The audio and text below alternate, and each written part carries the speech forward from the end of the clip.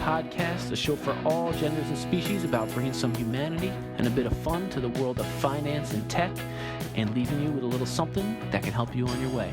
All right, please enjoy. Thanks. All right, welcome everybody to another episode of the Finance Guys and Tech podcast and Finance Guys TV. Today we've got our second virtual guest here joining us on the show, Mr. Raj Uparkar, and he is joining us from a very fancy looking library in his home today. So, Raj, thanks for coming on the show, man. Absolutely. My pleasure. Yeah. Welcome, Raj. Yep. Good to have you, man. I'll read a quick background just to give people a little context who might not know you, and then we'll get into it. All right? So Raj is a senior manager and overseeing a team of 6 right now in AWS's Data Center Capacity Planning organization. That basically is the group that tells people when we need space, how much space we have. They do a lot of complicated math and basically tell us that kind of stuff. But we'll get into that a little bit later. Raj got his undergrad degree in civil engineering at the Indian Institute of Technology in Bombay and got both a master's in structural engineering and his MBA in finance from Berkeley in California. Before business school, Raj spent 4 years at the Gencold Engineering in San Francisco, where, among other things, he designed earthquake protection systems for large buildings. And after business school in 2010, he had his first 1.5-year stint with Amazon. This was on the retail side. And I didn't know, Raj, that you were an Amazon Boomerang employee. But you did a 1.5-year stint in retail. Then after that, you went to Voila Fashions, where you pursued a role in the luxury retail space, and then on to Groupon, where he spent 4.5 years and worked his way up as the director of operations.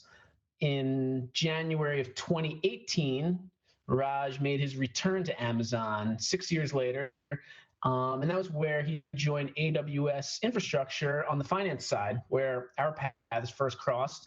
And then in 2019, he moved to Capacity Planning, where he currently resides and where we currently interact on a not infrequent basis. And Raj, again, welcome to the show, and thanks for joining us. I'm looking forward to diving into all that. Yeah, absolutely.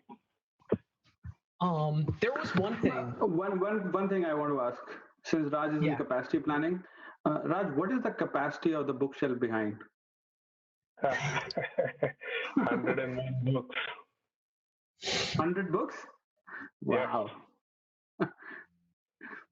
I know it looks fewer, but it does hold quite a bit. Yeah, for people listening, Raj has a very, very impressive looking bookshelf behind him, and it has all kinds of nice colors and arrangements. What kind of books are you reading on there? Are those technical or are those like fun? It's a mix of a lot of books. What I'm reading right now is a book called Becoming. It's about Michelle Obama. Oh, right on. And is that kind of like autobiography type of thing? I think someone on the cast has mentioned that before. Yeah, it's it became famous off late because Netflix made a movie on it, but the book itself came out a couple or maybe even 3 years ago. It was on the New York Times bestseller list, I think in 2017 or maybe 18. Okay. But yeah, it is sort of an autobiography. It's not written by her herself, so the auto is not in it, but it is about her and how she grew up in South Chicago and her journey from there to the White House, and then what she's doing now. Very cool. Very cool. Let me ask, speaking of the journey, like let's go on Raj's journey a little bit. Raj, maybe you can kind of take us way back and tell us what were you like growing up as a kid? Like, what did you want to be like when you were younger? Take us back to that. So Charlie's still young, you know. It's only 4 years ago. Good point. I wasn't that long ago, that whole kid part. Yeah. But yeah, definitely data center capacity planning was not, didn't figure in at the time. Like Batman, Superman were actual like career paths. But like as a kid, I was geeky, into gadgets, into math, into computers. Back then, there were these big installations, CRT monitors and all that. But I was into that.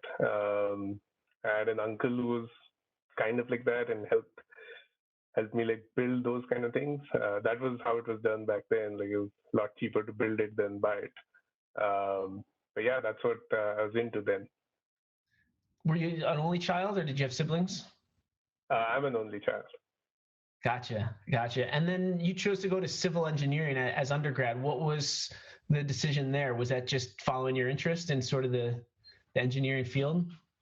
So I was always interested in like putting together things and building things, but really I wasn't following that as much as I was following like relatives who were successful and were civil or mechanical engineers at the time. And it was also more about the school that I went to that you mentioned earlier, Indian Institute of Technology.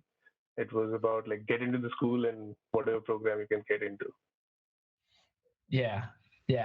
And did you know like what you wanted to do after graduation? Was there any dreams of like what field you might find yourself in?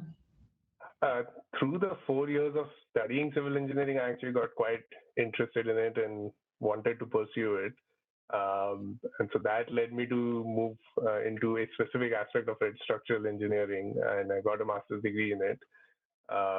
And then I worked as a structural engineer for 4.5 years out in San Francisco.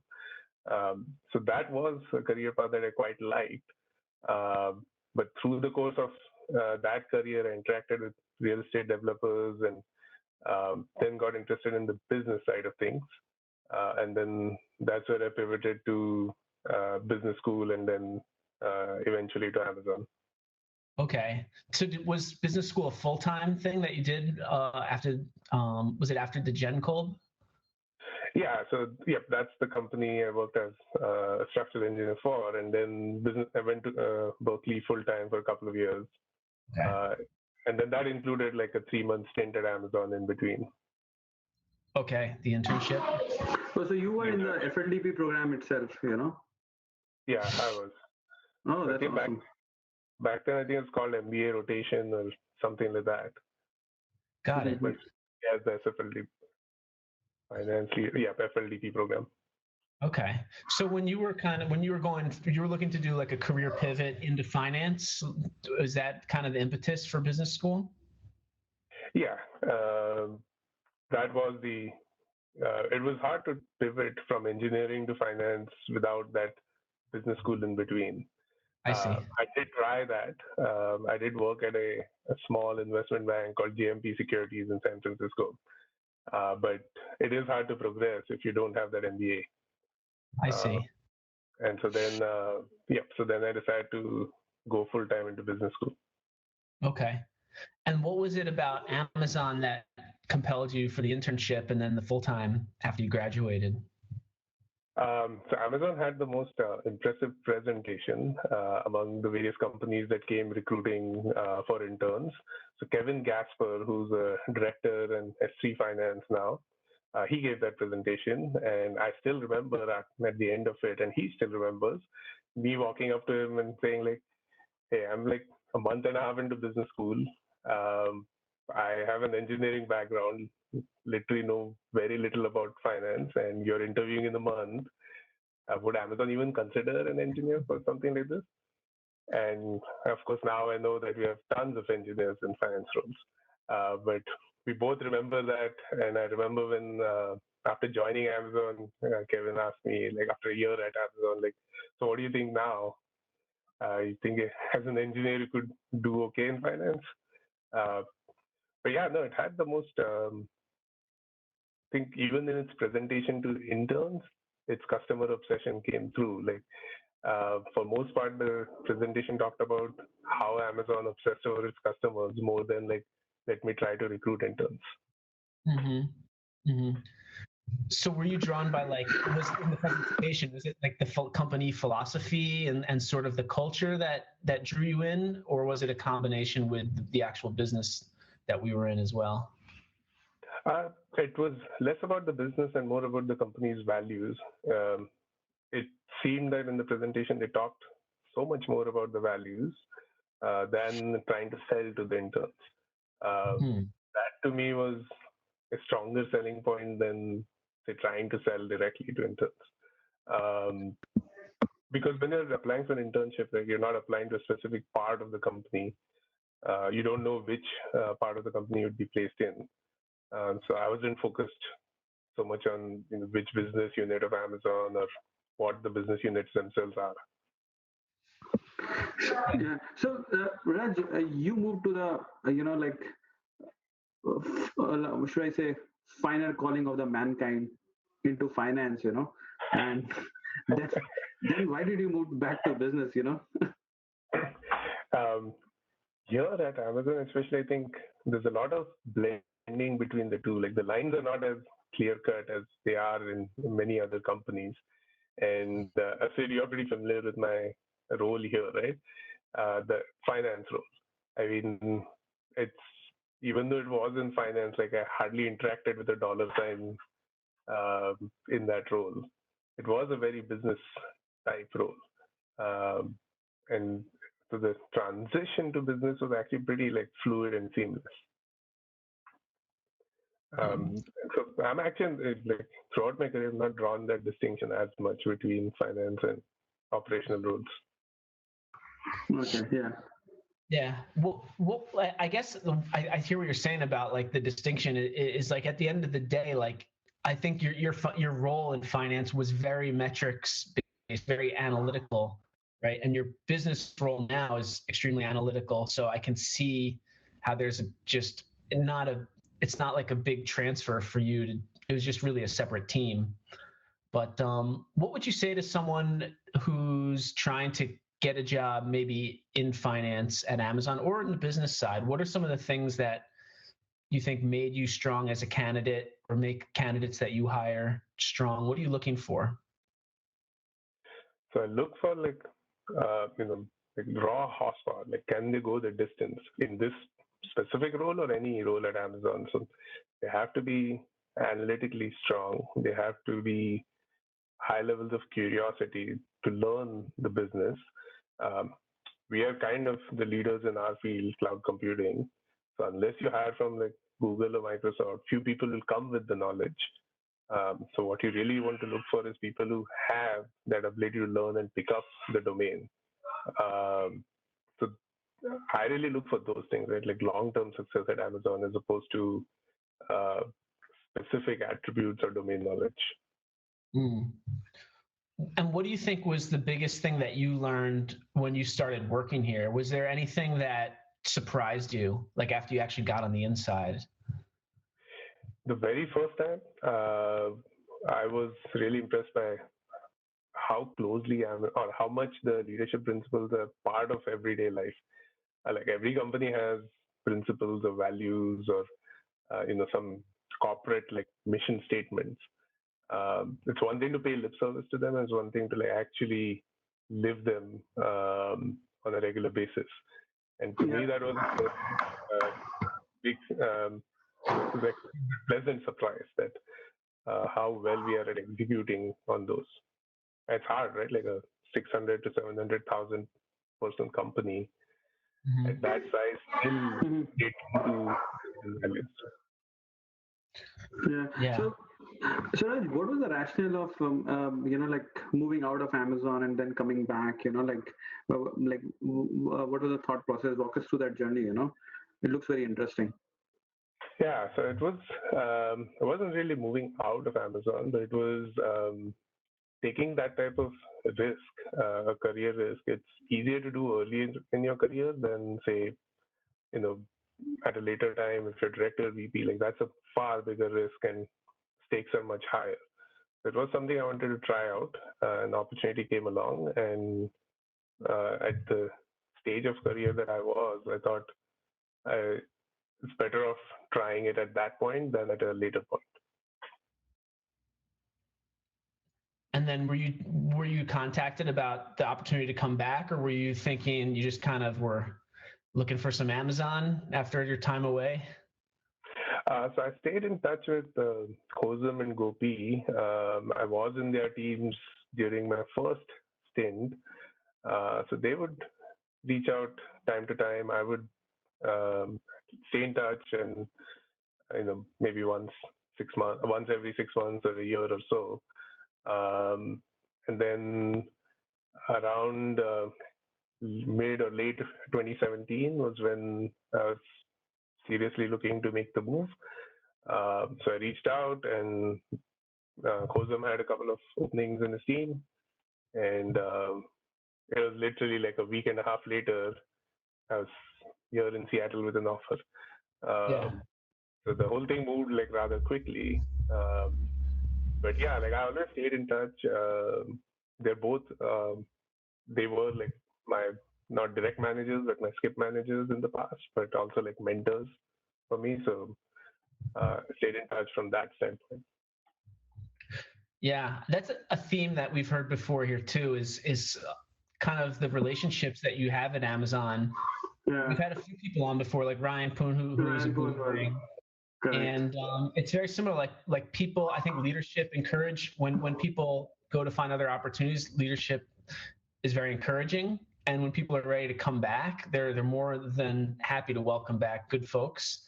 And that's something I like about Amazon. They're not really like I've been at companies before where sometimes they think, oh, it's like disloyal, but Yeah. it's really not. And I like that. I like hearing those stories about that working out. Let me ask you about, unless you had something to add to that. No, go ahead. I was just agreeing with what you said. Yeah. Okay. I wanted to ask you about sort of leading a team, like in this current environment. We've all been working from home for a few months now. You've got a team of 6.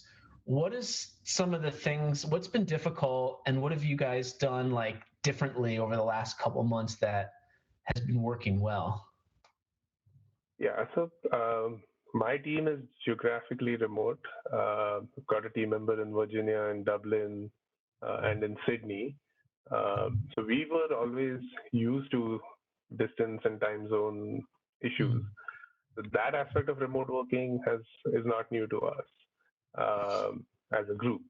Now, what has been interesting is, like I was mentioning earlier to you, right? The physical office was like one of the last boundaries between work and home, and now that's kind of gone.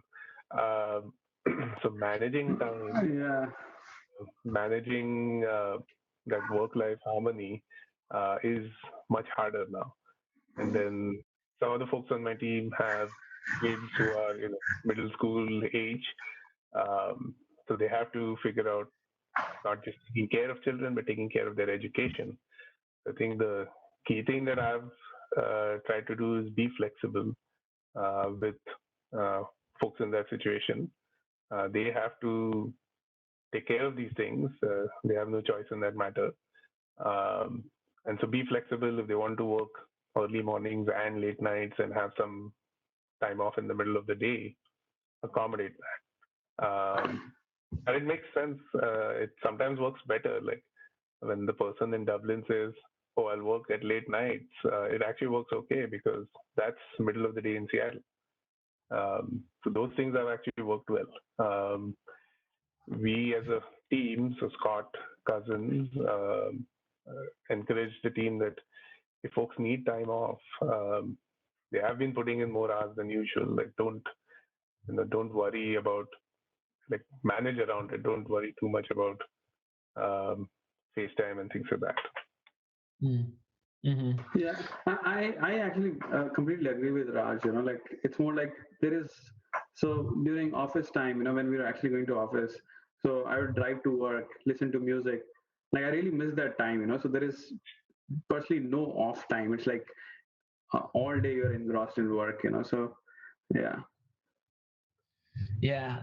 Let me ask you your thoughts, Raj, on like a little bit bigger perspective. Like, do you think this changes the way like us, like Amazon and other companies think about remote work going forward? Because I just remember joining Amazon in 2014. It seemed like there was a strong emphasis on being, Seattle based, having offices together down in South Lake Union, like a central energy close physically, but do you think this might change like what people see as being possible going forward? Do you think it changes like the strategy of companies after this?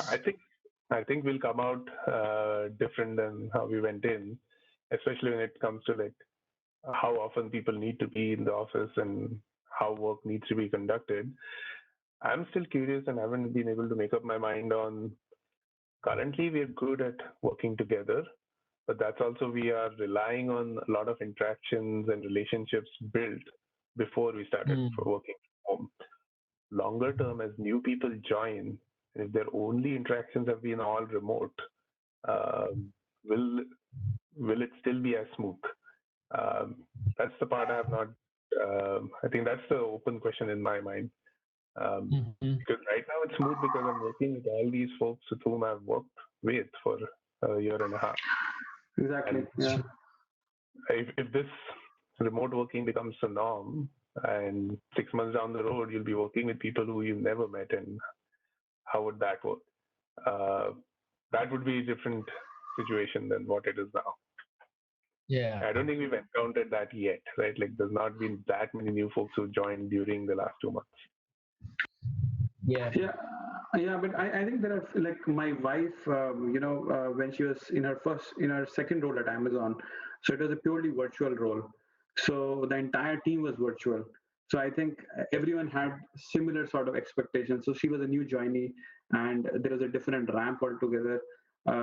So I think, I agree with your point, but there have been teams which have done very well at Amazon staying virtual. So I think uh, teams will adapt is my sense on that. No, I think Yeah. so too. It's certainly possible. There are certain Yeah. bodies of work that, sorry, so just one quick point. Certain bodies of work that require like brainstorming, whiteboarding, and a lot of interaction. Like if you're trying to design a new software, like figuring out what the logic should be, um, I think those type of interactions, what solutions we come up for those, I think will be critical to answering that question. There's also the other contrast from 2014, right? That the tools are much better now uh, relative to like 4 or 5 years ago. Like Chime or video conferencing in general wouldn't work as well as it does now. Yeah, that part I agree completely. Yeah. Yeah. It sort of forces everybody to kind of jump like years ahead into probably what would have progressed more slowly. Now we Yeah. just have to figure it out. Let me ask you kind of like on a little deeper level, because I like to think about this stuff. Do you think it changes like the economics of cities at all going forward, where like densely populated urban environments have sort of like, and skyscrapers have sort of tailored towards being in physical proximity? Does it change in 10 years like what like the layout of cities look like? Probably does. Having those many people and then designing these transit systems to handle the peak volume in the morning and then the other peak in the evening seems inefficient, right? Like you build all this infrastructure to handle like 3 hours of the day. Uh, that might change quite a bit if we're able to uh, come up with some mix of remote and in-person working. That's different than today's like nearly 100% person working. It's super interesting. Like I'm actually thinking about Seattle, which has recently like approved like billions of dollars of transit funding, based on what the last 5 years have looked like. And it could be vastly different. Like the need, like the peak traffic could be vastly different. It's sort of interesting to think about as to whether or not we need to meet the needs of the last 5 years in a traditional like urban transit sort of solution. I don't know.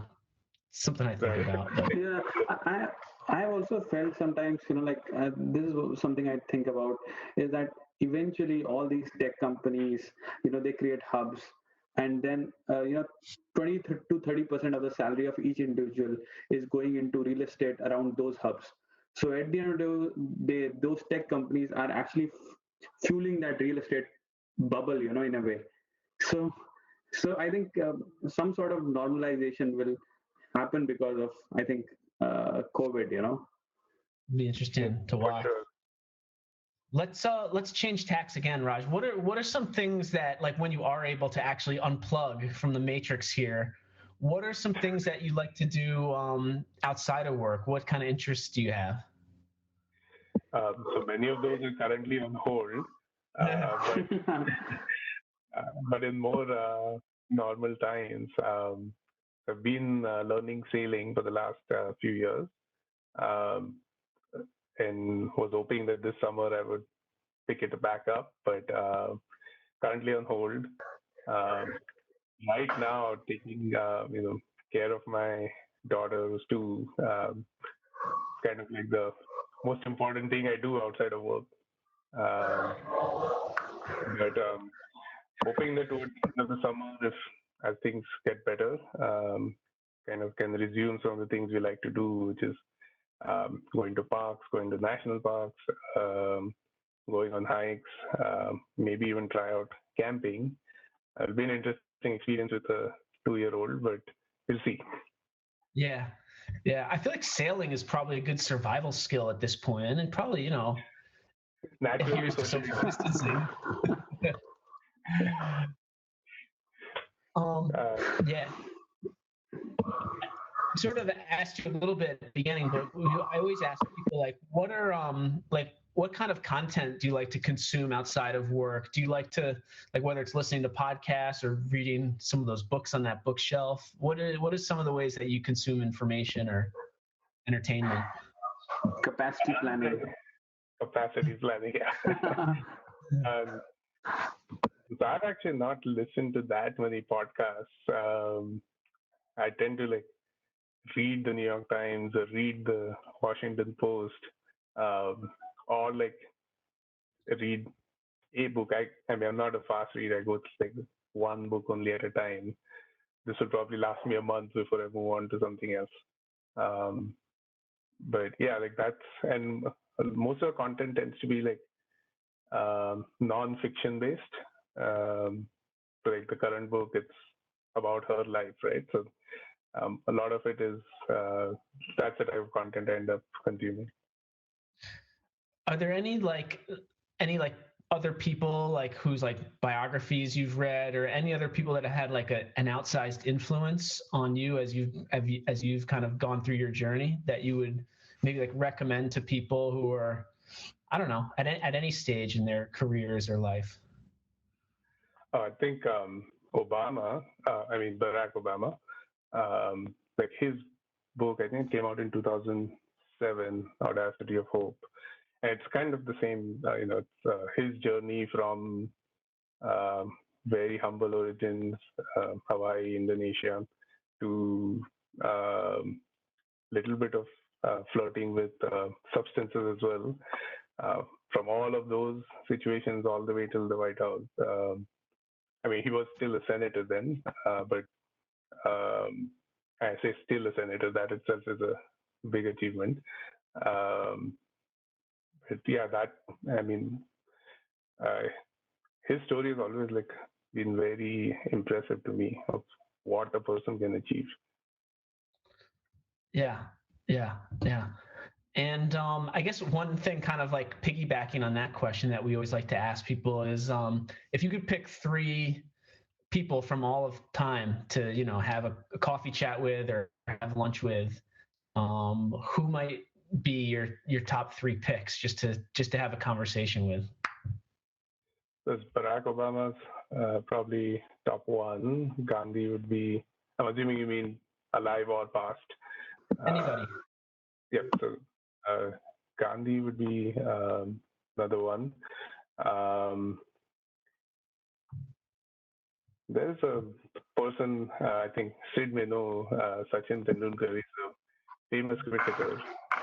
Oh yeah, definitely. I met him. Wait, say it one more time. So there's a famous sportsman in India. His name is Sachin Tendulkar. He was my third. He's the Michael Jordan of cricket, basically, or bigger than that. Oh, okay. Yeah. So That's a good pick. Yeah. and the reason for that is not just his celebrity status, but Yeah. of an encounter I had with him when I was younger. He was pretty famous. He was just in early 20s, but already considered like the best out there in all time. Yet in this was 98 and preparing for the series against Australia, this guy was like at the stadium working like 12, 13 hours a day. And to me, that was like a show of, it showcased his humility that he's already considered the best, but he finds it necessary to prepare that hard and is willing to put in those hours uh, like he has 10 other teammates and he seemed to be at it harder than all of them. And Yeah. later on in the year when the series against Australia actually happened, like he killed it. And for those of us who would go and watch him practice 12, 13 hours, it was revealing. For us, it was like we knew like all this success is because of what was happening 2 months ago. Yeah. Yeah. Exactly. Inspiration. Yeah. If you're looking forward in your own career, maybe like 5, 10, 15 years, what do you see as your goals or ambitions? And yeah, where do you see yourself going? Where are you headed? So this is actually a pretty hard question at Amazon, just because the opportunity is so large between teams, between businesses. But right now, is that infrastructure is a pretty interesting domain and a domain with a lot of opportunity. I feel like cloud computing in general, we're just scratching the surface. Right? Like on-premise computing is still in the mix of the bulk of computing. So I actually see a lot of opportunity in this domain at Amazon. So I want to grow within this domain. I want to think today we deliver capacity to like with lots of buffers and things like that. Um, I want to find ways that we stop doing that, improve like how we can be more agile and how it can be more efficient. And so that's what I want to focus on driving forward in my career. Right on. Yeah, knowing Raj, I sometimes feel that Raj is going back to that. He started with civil engineering, and he's getting back to it in a way. So, so it's good. Yeah, no, the whole like building and putting things together like appeals to me, and maybe that's at some level that's what's appealing about infrastructure. Yeah. Yeah. How do you think about like a career? Like, would you have any advice to give someone who's trying to think about like putting together a career? Like, should people be thinking about promotions, or should people think about it in another way? Like, what would your tips be on that sense? I think promotions is a tricky question, and it's almost better to focus on the inputs rather than the outputs. I view the promotion as an output. The input here being delivering things that move the needle on the business. If you do that at whichever role you're in, that I think is the fastest path to moving to the next step. If you try to work backwards from the promotion, I think I don't even know how you do that. Like there are so many paths to a promotion that when you're looking at it backwards, you will not like it's hard to know which path to take. It's easier to look at what can I do now to drive the business forward, and the outcome of that will be a promotion. I like it. I like it. Um, One of the final things we want to ask you, we always ask our guests, is like more generally, just looking at life in general. Like, what's kind of your philosophy, your approach to the whole thing? Like, how do you approach, just the whole big picture? Yeah, so it's changed as I've grown, both in career and personally as well. I think earlier I would try to like chart paths and have like things I want to do by X amount of time. And I think I've switched that to focus on like try to identify a few top goals, personal or professional, and work at them in a way it's meaningful to you. The output metrics, progression, career, or personally, uh, don't try to drive to those. Drive to like I want to achieve this, right? Pick a meaningful thing you want to achieve as opposed to some kind of output metric like L10, L8. Those are all outputs of in the professional side. Those are outputs of what you do, and you can't focus on those. Yeah, I like that process over the journey is sort of what I'm hearing. Yeah. Those things are really like where you end up has like, an element of luck. There's an element of many other things involved in it, and things out of your control sometimes. Like focusing in your control, and the others will play out. I like it. Sid, what else is there? I think is there anything that we didn't cover, Raj, that you might want to share that people might find interesting? Just kind of being aware of the amount of time we've allotted. But anything before we sign off? I think you covered like a very wide range of topics. It's been a very interesting chat.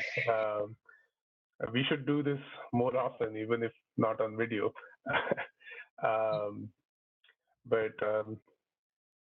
Yeah, no, I think we got it all. I think the most important part of our slogan, right? Work hard, have fun, make history. I think we often miss the have fun part. And I like that slogan because it kind of applies both, right? Like in and out of Amazon/professional life. Yeah, I'd have to agree. Sid and I we were slow going getting the podcast up after we started working remote. And I think we're both finding that it's just nice to have an excuse to connect with people and have a conversation that's not about the work directly in front of us, every once in a while, because there's so much more behind the deliverables that you miss when you just focus on executing. So, yeah.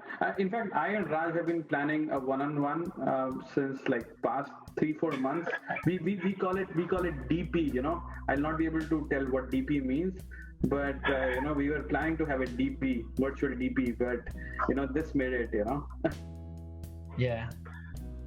But we should still do that. Yeah, I know. Well, cool. I think this is a great place to kind of to pause on this conversation, and maybe we do it again and check in a few months, see how things are going. And just Raj, thanks so much for spending the time with us and just chat and shop a little bit. It's really, really nice to have you on. Absolutely, my pleasure. Thanks a lot. Yo, what up, everybody? Thanks for tuning into the podcast. Don't forget to subscribe. Feel free to leave a rating, a review, what have you. But most of all, go have a fantastical day. Okay? We'll see you soon. Goodbye.